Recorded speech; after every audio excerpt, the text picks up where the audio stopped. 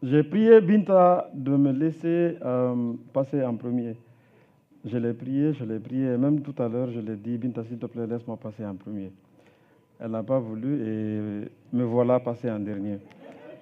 Pour la petite histoire, il y a 2 mois, j'ai été invité pour discuter de la supply chain. Alors, moi qui n'avais jamais fait de panel, j'étais là, je ne savais pas comment ça fonctionnait du tout. Il y avait moi, le modérateur était à ma droite, un ami au milieu, et puis il y a le troisième qui était plus loin. Donc nous, on ne comprenait pas pourquoi est-ce que le troisième qui est plus loin voulait que le micro passe par lui pour qu'il intervienne avant nous. Donc nous, on se demandait, je ne comprends pas, c'est quoi le truc? Donc il récupère le micro, il commence son intervention. Il avait tout préparé, il avait pratiquement tout biché, et ça passait fluide.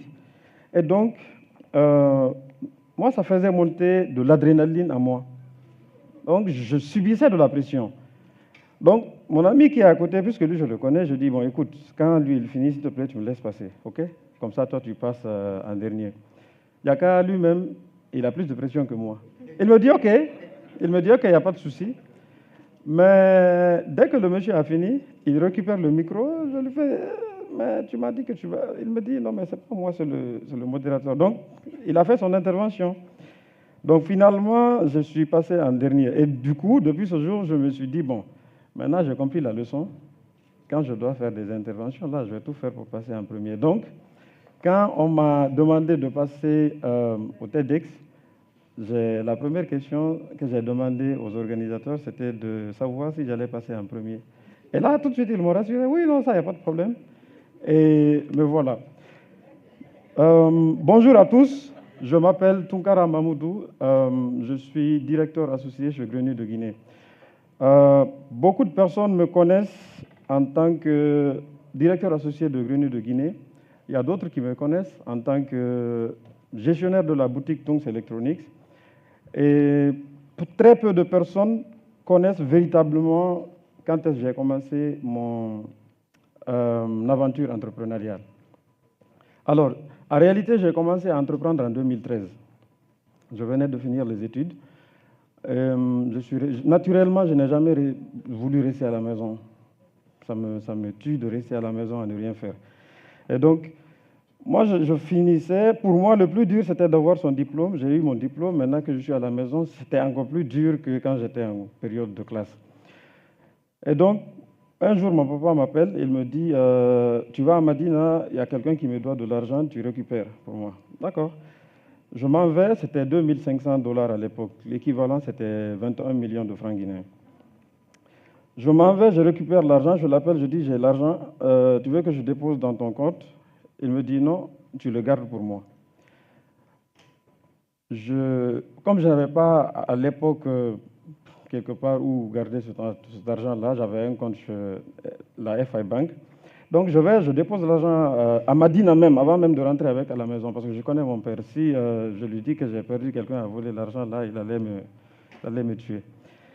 Et donc, 2 mois, je lui demande, il ne m'a pas demandé l'argent, je lui demande, tu sais que j'étais 2500 $ avec moi. Il me dit, oui, tu ne veux pas que je remette sur ton compte? Il me dit, non, tu les gardes.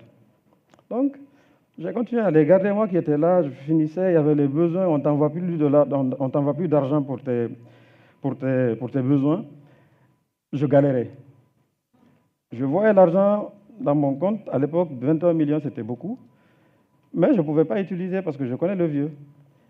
Et un jour, j'ai quand même pris le risque de prendre cet argent et acheter à l'époque 2 motos. À l'époque, cette histoire de moto-taxi n'était pas très, très développée. Et j'ai acheté 2 motos, j'ai préparé toute la documentation.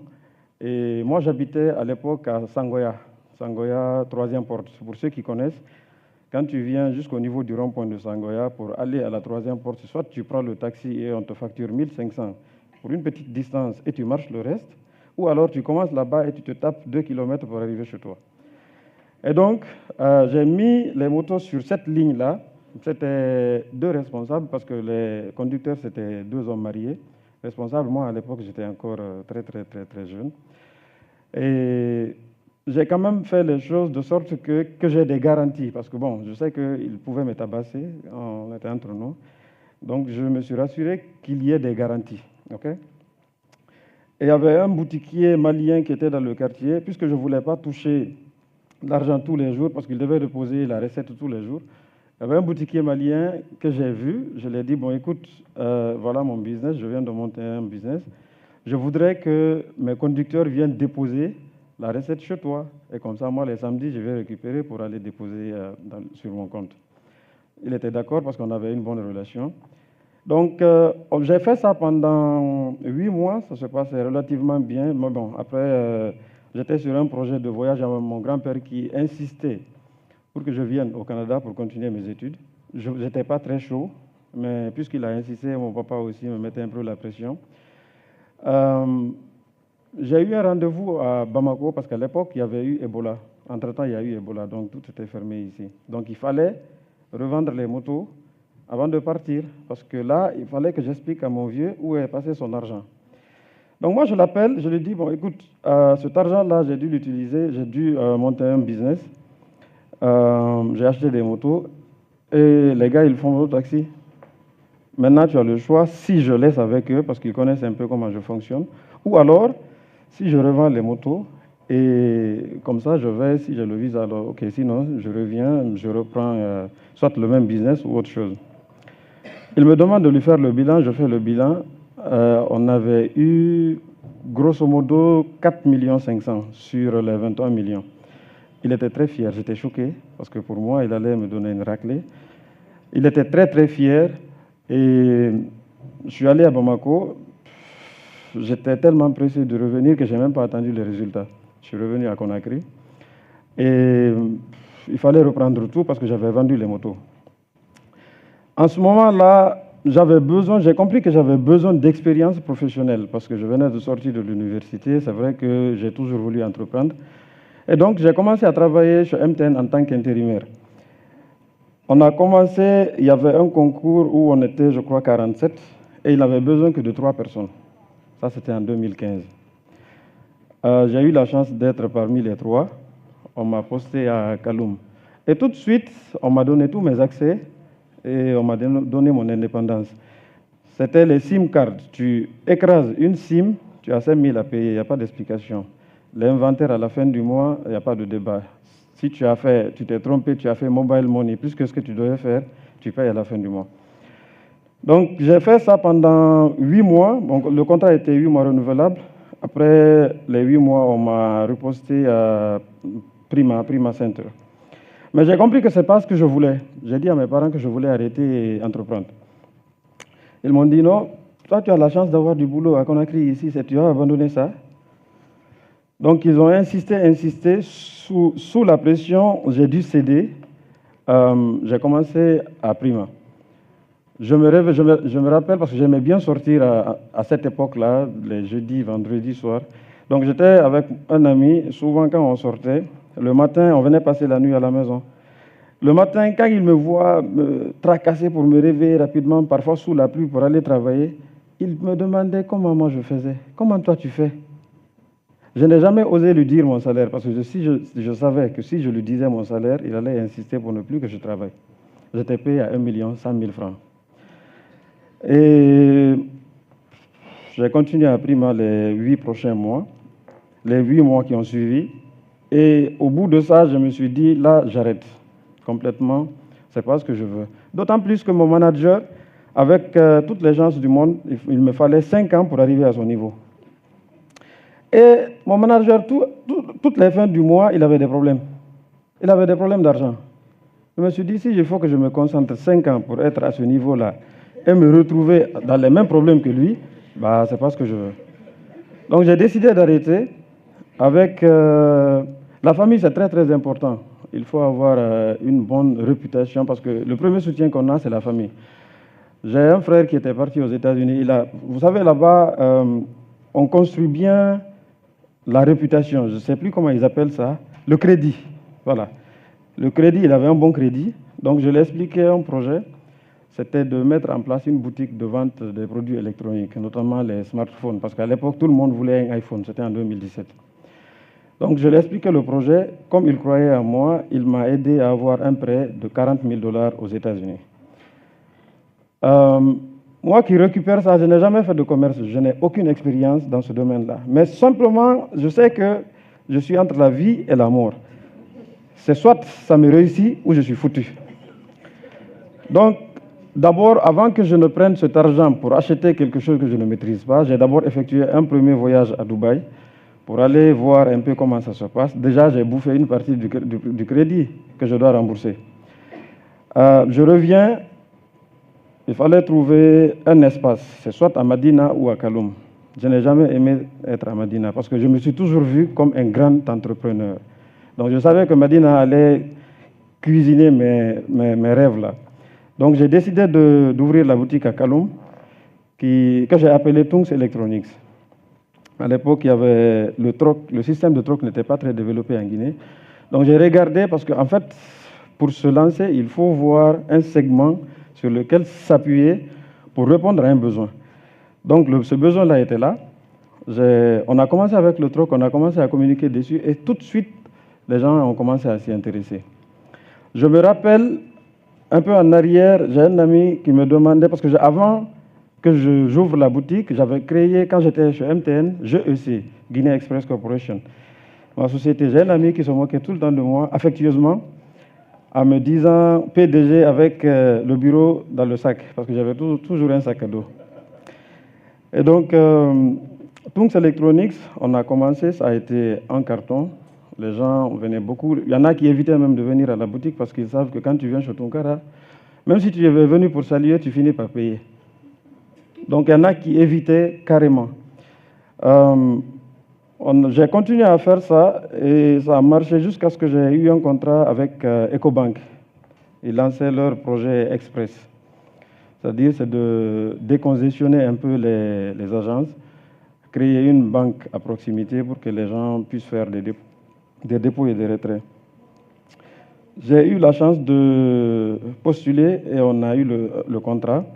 On a commencé, au bout de 2-3 mois, on a été le premier partenaire EcoBank. On faisait près de 7 milliards de chiffre d'affaires par mois. Donc la banque s'est rendue compte que, j'espère que mes amis d'EcoBank ne sont pas ici, la banque s'est rendue compte que nous, on gagnait quand même pas mal de commissions là-dessus.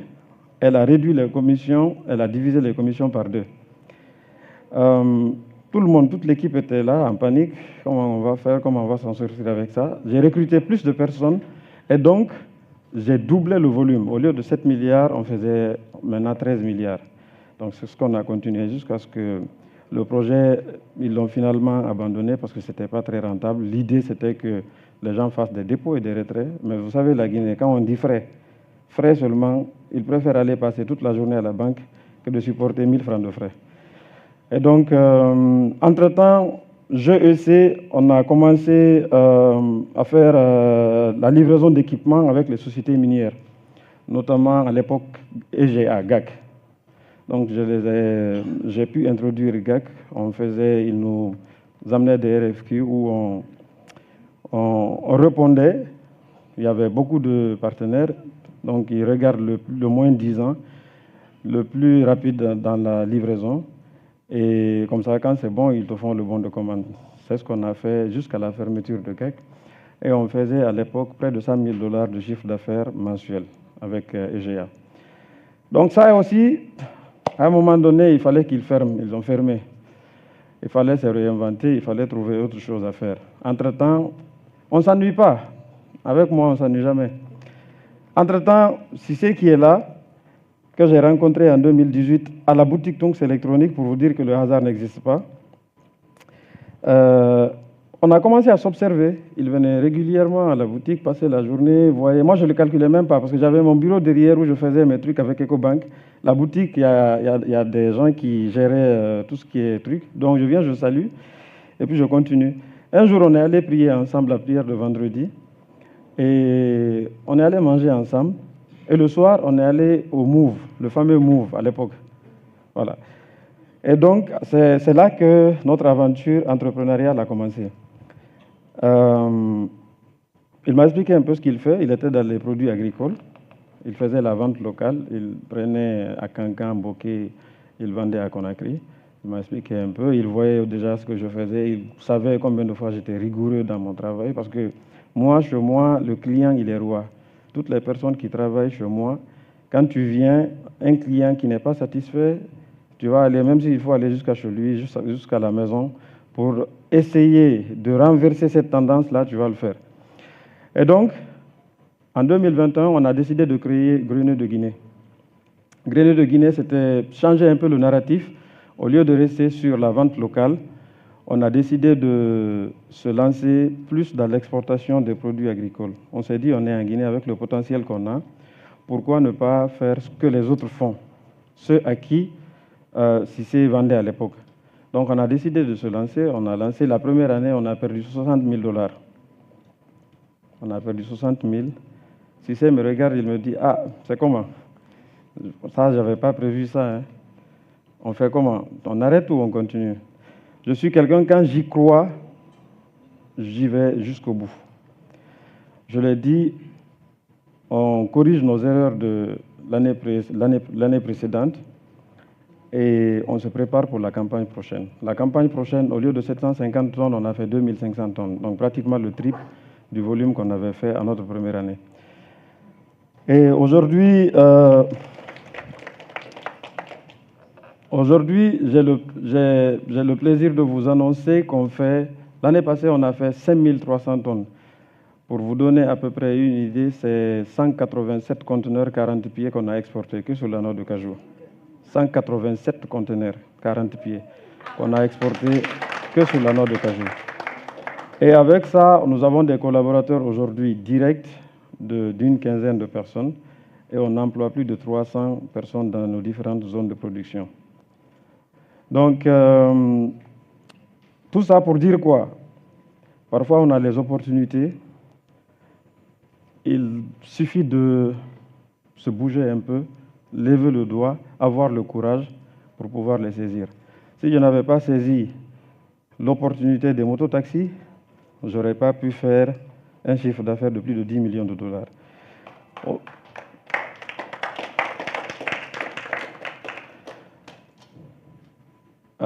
Très récemment, nous avons lancé notre filiale développement urbain pour sortir un peu du volet BTP là.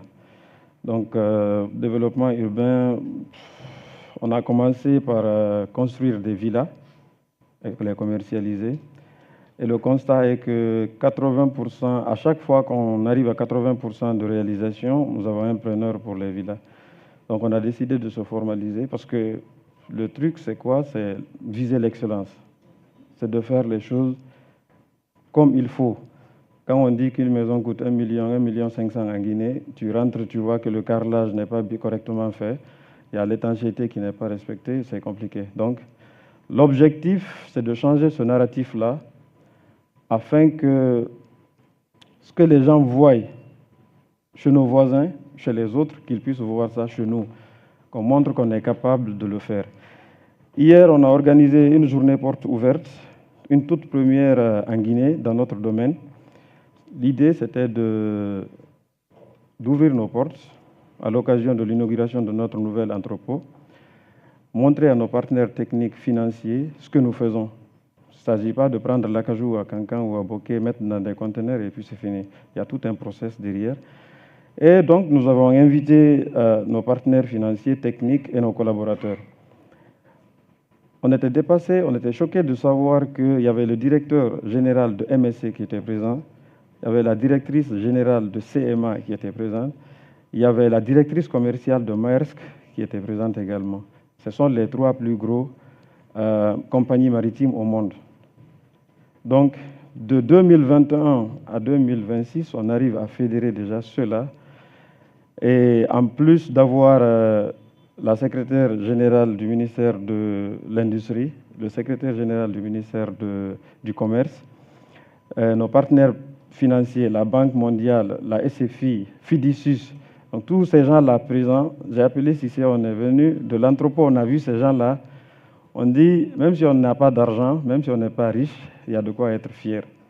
Si on voit tout cet écosystème de Cancan, dans les villages de Cancan, des villages de Cancan, en passant par Bokeh, jusqu'au manutentionnaire à Conakry, Si on regarde toutes ces personnes aujourd'hui qui dépendent de cette idée-là, on ne peut que s'en réjouir, en espérant qu'on puisse faire du cash les années à venir. Donc je vous remercie.